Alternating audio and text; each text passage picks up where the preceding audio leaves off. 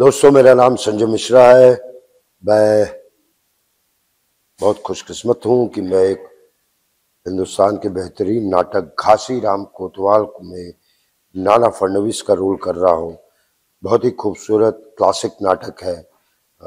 अगस्त में हम 14-15 तारीख को ये नाटक ओपन करने वाले हैं और काफ़ी शोज होंगे अलग अलग जगह पे, तो आप आइए देख लें। घासीराम कोतवाल विजय तेंदुलकर ने लिखा है और इसको ट्रांसलेट किया वसंत देव ने। अभिजीत पंसे हमारे इसके डायरेक्टर हैं। बालचंद्र सर ये नाटक के डायरेक्टर हैं। संतोष है मेरे साथ। 50 लोगों का ये नाटक है जिसमें डांसर्स भी हैं, एक्टर्स भी हैं, म्यूजिशियन भी है, सारे लोग हैं। तो प्लीज देखिएगा जरूर। मैं भी हूँ। थोड़ा डिग्निटी का सवाल है सर, देख लीजिएगा। नमस्कार, मी अभिजीत पानसे घेऊन येत आहे हिंदी नाटक घाशीराम कोतवाल। घाशीराम कोतवाल हिंदीमध्ये पहिल्यांदाच कमर्शियली येत आहे आणि जवळजवळ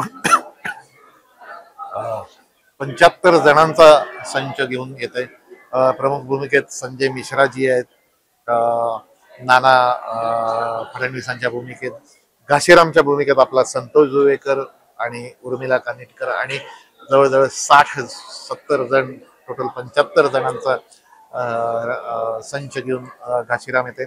14 ऑगस्ट, 15 ऑगस्ट बालगंधर्व रंगमंदिर बँड्रा आणि 22 आणि 23 ऑगस्ट टाटा थिएटर NCPA ला शुभारंभांचे प्रयोग आम्ही घेऊन येते। नक्की नमस्कार, मी मकरंद देशपांडे। रंगमंचावरचे एक अजरामर किंवा असं म्हणूया की ज्यांनी इतिहास रचला किंवा असं नाटक जे कालातीत आहे, घाशीराम कोतवाल, विजय तेंडुलकर, द ग्रेट घाशीराम कोतवाल। हे नाटक बऱ्याच भाषेत झालेलं आहे, भारताबाहेरही झालेलं आहे, पण आता पुन्हा ते हिंदीत केलं जात आहे आणि अभिजीत पानसे त्याची कंपनी राव, त्याच्याबरोबर भालचंद्र कुबल आणि मुळात जे नट आहेत संतोष जुवेकर, उर्मिला कानिटकर आणि संजय मिश्रा। मला वाटतं पुन्हा नानाची जी भूमिका आहे ती पुन्हा अजरामर करण्यासाठी संजय मिश्रा आलेले।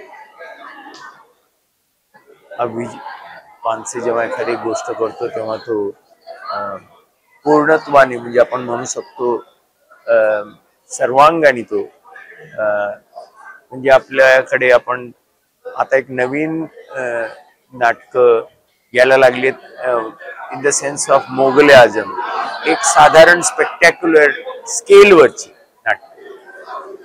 तर घाशीराम कोतवाल हिंदीत करून तो आणखी लोकांपर्यंत पोहोचवायचा प्रयत्न करतोय आणि ते काही फक्त प्रायोगिक नाटक नाहीये, ते एकदा power corrupts and absolute power corrupts absolutely या विचारधारेवर लिहिलं गेलेलं नाटक। ते ऐतिहासिक नाही, पौराणिक नाही, ते साहित्यिक आहे का, राजनीतिक आहे का, तर ते एक नाटक न चुकणारं, न चुकवणारं, लोकांपर्यंत पोहोचावं म्हणून केलं जात आहे। तर सगळ्यांनी ते अवश्य पहा।